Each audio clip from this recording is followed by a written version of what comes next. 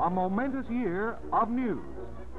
In early spring, the great forces of nature brought havoc to Southern California. An unprecedented rainfall and record floods inundated an area of 3 million population, taking a toll of more than 100 lives and a property damage of 25 million.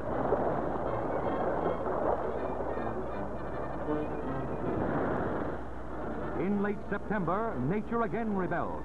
A West Indian hurricane, without warning, raked the Atlantic coastline. Hundreds of lives were lost. Homes, farms, land and sea transportation were demoralized and destroyed. The New England states were hardest hit. Thousands were rendered homeless by the fury of angry nature. $150 million hurricane. The East's worst tropical storm.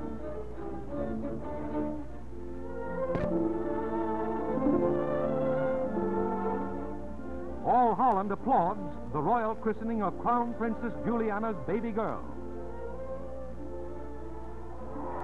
Later in the year, Queen Wilhelmina gains world acclaim when she celebrates 40 years of a happy, peaceful reign.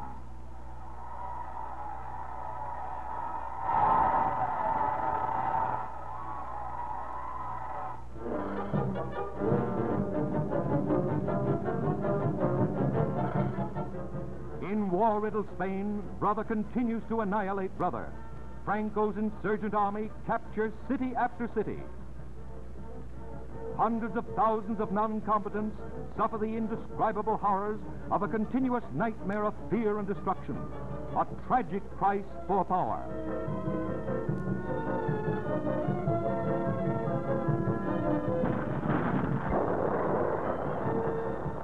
China is crushed by Japan's modern engines of destruction. Throughout the year, Nippon's fighting hordes continue their conquest of China's principal cities. The good earth trembles again and again in an irrepressible drive on Hankow. Seasoned troops storm the war-riddled path to China's capital. Resistance is shattered as the invading army pushes on from Peking to Canton, from Shanghai to Hankow. Land and air forces relentlessly assault key defenses. Direct hits demolish city after city. Here, the invaders' destruction takes no holiday.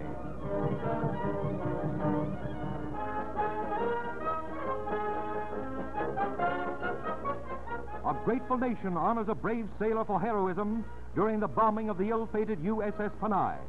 Lieutenant Anders struggled valiantly to aid startled survivors.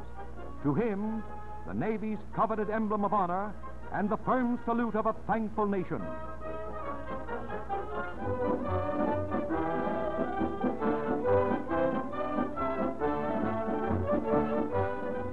Highest honors from Queen's University at Kingston, Ontario.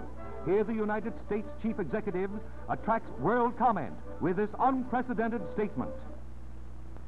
I give to you assurance that the people of the United States will not stand idly by if domination of Canadian soil is threatened by any other empire.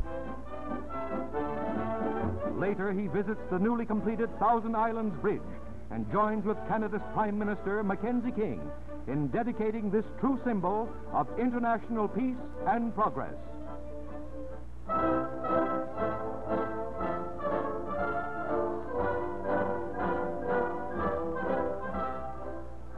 Pomp and circumstance mark the royal visit to Paris of Britain's beloved George VI and Queen Elizabeth.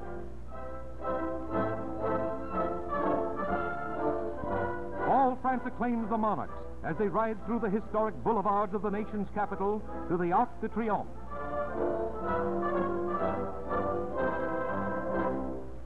The magnificent state banquet crowns the events of an historic day.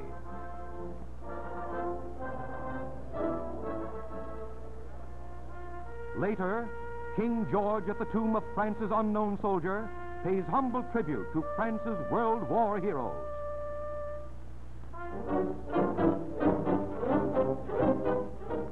With Austria's surrender accomplished, Germany's Chancellor opens the 13th Nazi Congress at Nuremberg.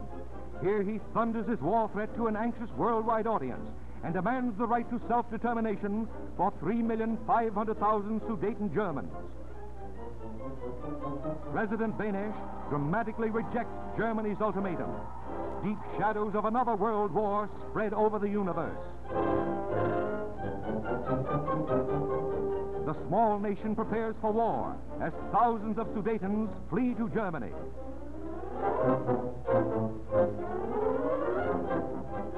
In mid-September, with Europe seemingly headed for disaster, England's Neville Chamberlain takes a now historic step. The Prime Minister flies to Berchtesgaden to personally plead for peace with the German Chancellor. All the world breathlessly awaits the outcome of this dramatic meeting. The deadline is October 1st. War now seems certain. France swells its armed forces to more than 2 million. Britain's home fleet is ordered to the North Sea, and simultaneously, the nation's armed resources are hurriedly mobilized. In London, riots break out among the people of a frenzied nation. Italy's Mussolini arouses his nation to support Germany. When another world war seems only hours away, the heads of the four powers hastily convene at Munich. The Sudetenland is surrendered. Hitler, Chamberlain, Mussolini, and Daladier jointly sign a memorable state document, and a new hope for world peace is born. October 1st, the Sudeten frontier gates are raised. Time and time alone will tell whether the Munich Pact means enduring peace for Europe and the world.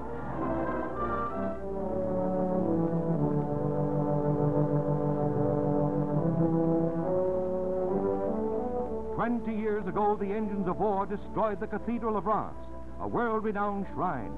Now philanthropy has restored this famed place of worship. Reims rises again, a majestic symbol of peace and happiness."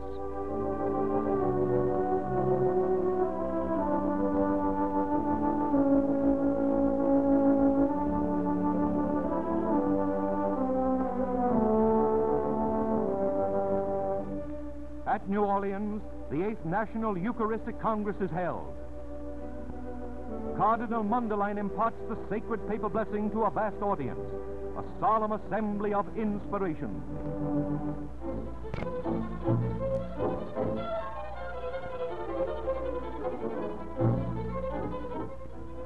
England successfully launches the now famous pick-a-back plane, the Mercury. On its first flight, it crossed from Foynes, Ireland to Manhasset Bay, with a stop at Montreal, all in 25 hours. France's air achievement, a 6-motored, 70-passenger Sky Mistress, arrives at Port Washington, Long Island, completing the first commercial transatlantic hop overseas.